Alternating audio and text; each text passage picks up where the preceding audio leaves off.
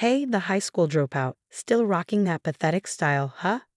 Well, let me treat you to some fine wine today. At the reunion, I bumped into a classmate who used to mock me for being poor back in school.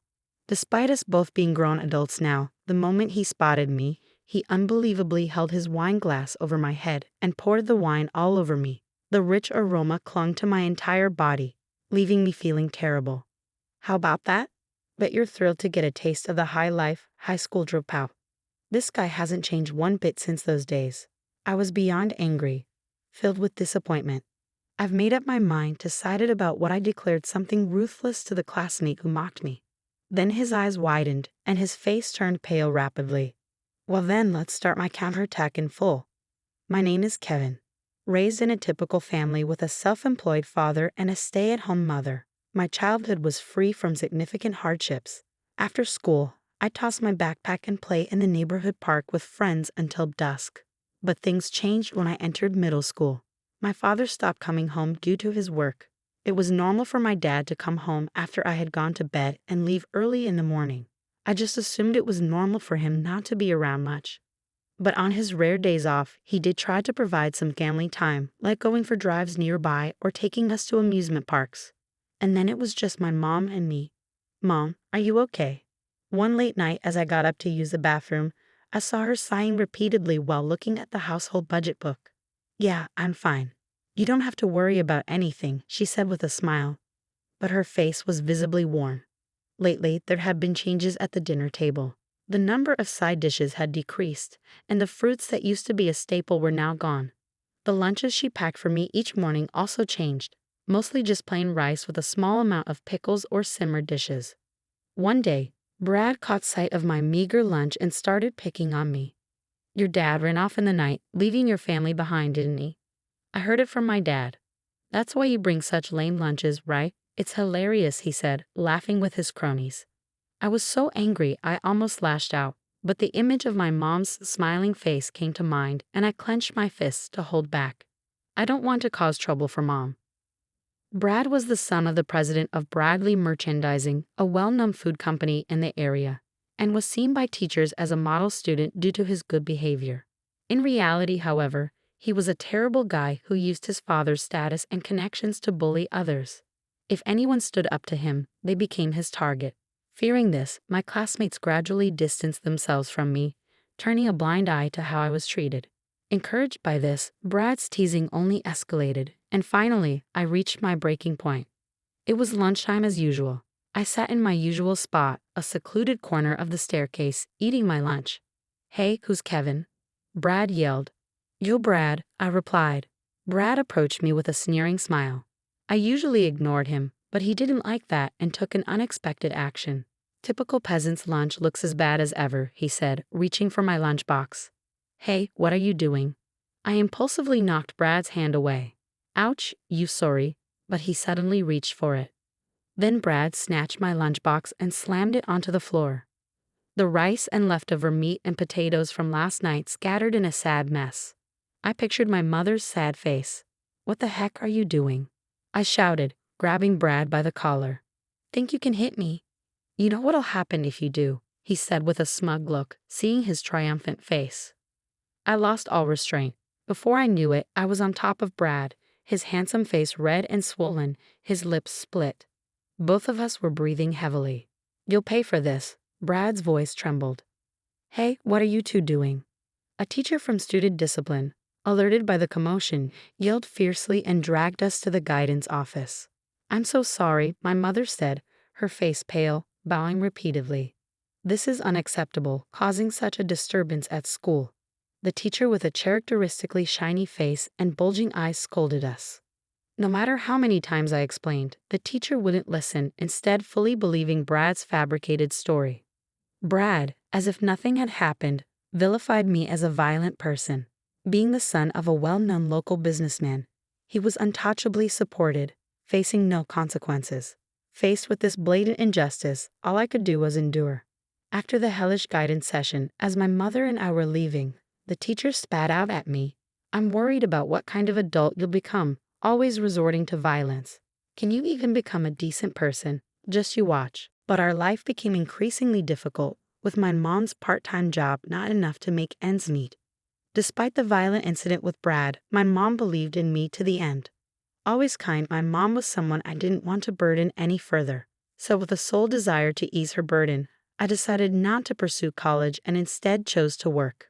Decades have since passed, days whizzing by, seasons changing rapidly, and society evolving at a dizzying pace, brimming with new conveniences. Before I knew it, the familiar streets had transformed, and my bitter, dark adolescent years seemed to fade into the distance. It was around this time that I received an invitation to a middle school reunion. When I saw that letter, the image of Brad's sneering face came back to me. He would undoubtedly be there. Honestly, I wasn't keen on going, but we were all grown-ups now. Surely he wouldn't start anything petty. With that thought, I decided to attend. Hey Kev, long time no see. You look good. Being called by my nickname by a classmate felt like I was back in middle school. While many had drifted apart after the violence, a few classmates who remained friends through it all were there, and he was one of them. Man, you've aged a bit, haven't you? He said, patting his protruding belly. You too. As we shared updates and reminisced, a familiar voice rang out. Hey, you're here too, huh? Wow, Brad, that's you. He seemed quite drunk and was in high spirits. Brad, you okay? I was surprised at myself for expressing concern. But Brad, glaring fiercely, retorted, a bottom feeder like you worrying about me? I hadn't fallen that low. Listen up, holding a wine glass, he boasted. I run Bradley Merchandising. It's wise to stay on my good side. He laughed arrogantly, then peering into my face, he exclaimed, Hey, the high school dropout, still rocking that pathetic style, huh? Well, let me treat you to some fine wine today. And with that, Brad held his wine glass over my head and poured the wine all over me. The surrounding crowd went silent, staring at us in a scene of total chaos. The reunion was completely ruined. The rich aroma clung to my entire body, leaving me feeling terrible. How about that? Bet you're thrilled to get a taste of the high school dropout. He hadn't changed a bit from the times he used his privileged position to cause trouble. I was beyond angry, filled with disappointment, all my secret hopes shattered. Brad, have made up my mind, decided about what to do. To Brad's mocking face, I delivered a stark announcement. You're fired. The room fell silent for a moment. Fired? What's that supposed to mean? High school dropout? Can't even speak English? Brad asked, clearly baffled. But I said seriously, it means exactly what it sounds like. The crowd began to murmur. A former classmate tapped my shoulder and asked a question that seemed to float in everyone's mind. So what do you do now? I currently work at a food company as renowned as Bradley Merchandising. Wiping my head and face with a handkerchief I took from my pocket, I started explaining. I'm in charge of corporate acquisitions, and I'm actually working on acquiring your company as the next president. You should know this better than anyone. What? What are you talking about? Brad, trying to act tough, had his lips twitching and sweat on his forehead. President Johnson should have officially contacted you about this, right? Johnson? President? Brad's face turned completely pale. Yes, I work for Johnson Merchandising, a company my father is the president of. After high school, I joined this company and now serve as an executive director, overseeing the entire company. Deciding not to pursue college and instead work was tough, as there were hardly any companies willing to hire someone with only a high school education. I couldn't afford to be choosy anymore. I applied for any job I could find and ended up working part-time at a logistics warehouse. However, the barrier due to my lack of education was thicker than I imagined. Once people learned about my educational background, their attitudes changed, and I was never considered for permanent employment. Would my life end just as a factory Tim, lost in despair? I was returning home from work one day. When I encountered the unexpected, I arrived home to find my father, whom I never thought I'd see again. He looked much older, with white hair mixed in. Despite his weak smile, the sight of him brought a surge of anger, thinking of all the hardships we endured. You just waltz back now. You have no idea how much we suffered. Then my father tearfully apologized. I'm sorry, honey Kevin. I'm truly sorry. I was so focused on getting the company on track that I neglected you. No excuse can change the fact that I caused you unnecessary hardship. I'm deeply sorry. My mother and I, without a word, just stared at him. I'm not asking for your forgiveness, but I want to at least apologize to you both in some way, he said. The house was completely silent. Eventually, my mother spoke up. Regardless, I'm thankful you've come back. Things might not go back to how they were, but I do want to try and rebuild our family little by little. But there's a condition. What is it? My father asked. Give this boy a full-time job at your company, my mother said, surprising me. Kevin has been working hard since he decided not to go to high school. He should be enjoying his youth like others his age, but due to his educational background, he struggled to find a full-time position. My mother's face was serious, almost frighteningly so. How much time had passed? I wondered. All right, my father said. Kevin can work at our company, but on one condition. He must take the GED. Understand? There was a sense of earnestness in my father's voice, his concern for my future evident, considering the circumstances. Having to give up high school to work, I stepped up from a factory temp to an employee at a renowned company. Of course, it wasn't easy at first. In fact, it was a continuous struggle. Being the president's son made me a target of envy, and I was often harshly criticized for even minor mistakes. Being new to corporate life, I struggled with understanding business etiquette and social norms. Sweating through every new challenge, my colleagues would just scoff, offering no help.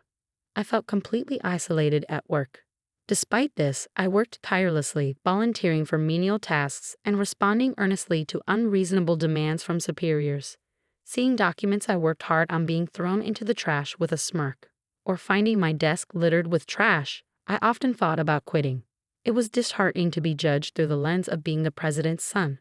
Despite all my efforts, what kept me going was my mother's presence. The mixed emotions she must have swallowed when she asked for me to be hired at my father's company must have been excruciating. For her sake, I had to meet the company's expectations. As I continued to work relentlessly, gradually, people began to recognize my efforts. Slowly, I was accepted as a team member, and this began to reflect in my work results. It possibly provided a healthy stimulus for other employees as the company's sales started to rise year by year. As a result of my hard work, I was recognized and promoted.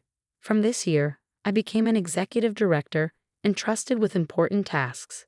I have been involved in negotiations for the acquisition of Bradley Merchandising, a company that had been on a downward spiral for several years. Kev, you've made an incredible rise through the ranks. Never thought we'd have an executive director among our classmates. It's going to be awkward just casually inviting you out now. My unexpected identity caused a stir among the crowd. But Brad, still in disbelief, insisted, "Stop lying. I don't accept such a tall tale." Well, it seems your dad, the president, didn't share much about the company's situation with you. It's not surprising you didn't know. But my father was going to make me president. About that, I said, my expression serious. My father instructed me to overhaul the entire management of Bradley Merchandising, from the president down. That's impossible. Brad's face froze. But I didn't have enough evidence to make such a drastic decision. Then I heard about the reunion and remembered. You were supposed to be the next president. I thought it wouldn't be too late to meet and talk here, but as I let out a breath, releasing the disappointment welling up inside, Brad, you hadn't changed at all. Still belittling and blaming others, still full of baseless confidence. That doesn't mean you can fire me. Come on, help me out. We're classmates, right? His attitude had changed drastically from his earlier arrogance, now desperately pleading. But I wasn't going to soften my stance over something like this. I just made a logical decision as a business leader. Running a company isn't as easy as you think, I said firmly, grabbing Brad's shoulders and looking him in the eye. I faced many challenges as the president's son, but I never gave up because this company was my only path. You had more advantages, attending a good high school and graduating from college. It's time you put in real effort for once in your life. Tears held back, my voice shaking as I spoke to Brad, but he just stared back in silence, not uttering a word. A month after the reunion, I stood in front of the Bradley Merchandising building with my father. Today, we'll officially proceed with the acquisition. I had confided in my father the day before, and after some reluctance, he agreed to my terms. We've been waiting for you, said the president of Bradley Merchandising, greeting us as he entered the meeting room, followed by his son, Brad. Bradley spoke of his intentions to have Brad succeed him as president. Now, about the acquisition, he prompted me to start the discussion. But Brad's behavior was appalling, far from what one would expect from a future president or even a professional. I raised my voice. Hey, Brad, are you even listening? This is about the future of the company. You even realize the responsibilities of a president? I don't need to hear that from you, Brad retorted. Then he turned to his father, saying something outrageous. Dad, are you sure it's okay to trust our company to someone who just climbed up using his parents' influence? Brad's suggestion that he was more capable of making beneficial decisions for the company seemed almost delusional. My father, witnessing this, clearly showed a look of exasperation. Even the usually stern face of Bradley grew more severe. Fool. What do you know about our company? He said, his temples throbbing with anger. Brad could only stare back with an expression I had never seen before. Bradley continued unabated by his anger. Kevin's right. Your attitude today is beyond disrespectful. Running a company is not a game. If you're not serious, then leave. Brad's voice was pitifully weak in response to his father's overwhelming presence. The president then stood up, facing us with a serious expression. I apologize for this disgraceful display. I've been too indulgent with my son, expecting him to become more responsible in the workforce. But I was mistaken. I never imagined he would behave so foolishly, especially in such a setting. To you, the executive director of Johnson Merchandising, and you, Kevin, I apologize for his many discordances. As a parent, I am truly sorry. My father then addressed Bradley. Your feelings are clear, Bradley. The once imposing figure of the food company's president seemed utterly diminished. Bradley, with a desperate look, continued, President Kevin, we need your help to save Bradley Merchandising. We no longer have the strength to continue on our own. If we come under your company's wing, I will step down from all my management roles, and the same goes for the entire board. But please keep our employees, our precious staff, without letting anyone go. With that, he bowed so deeply his forehead nearly touched the table. I looked at my father, who seemed deep in thought, his eyes closed. Dad, I murmured quietly. He nodded solemnly. Bradley, I began, yes, I see how much you care about your company. Given that, let's give you another chance to turn things around. Brad and his father looked shocked. Yes, a chance. If you genuinely care about your employees, there's still something to be done. We'll support you as much as we can. If that fails, we have no choice but to take over completely. Kevin, how can I ever thank you? Beside his tearful father, Brad looked completely drained, as if all the strength had left his body. I continued speaking, lancing between the two. I've always resented my father, I began, causing a look of shock in Brad. He neglected our family under the guise of work, forcing me to give up high school. I aimed to prove him wrong. But my mother, who suffered the most, forgave him. I still vividly remember my mother's resolute face when she chose to forgive. At first, I couldn't understand her. But now I get why she decided to forgive. She taught me the importance of it. I heard my father murmur softly. Kevin said, I am who I am today because my mother forgave my father, and recently, I finally felt like I can forgive him too. Bradley nodded in agreement, feeling as if pushed forward by an invisible force. I continued my thoughts. Everyone deserves a second chance. People become stronger by overcoming adversity, I said, turning to Brad, who was slouched back in his chair with a sulky demeanor. Brad, it starts here. Isn't this your time to step up? But I don't know anything about running a company, Brad muttered. I placed my hand on his shoulder. It's okay to start now. Work hard, and the results will follow, Brad, I reassured him. Brad looked at me, a faint smile on his face.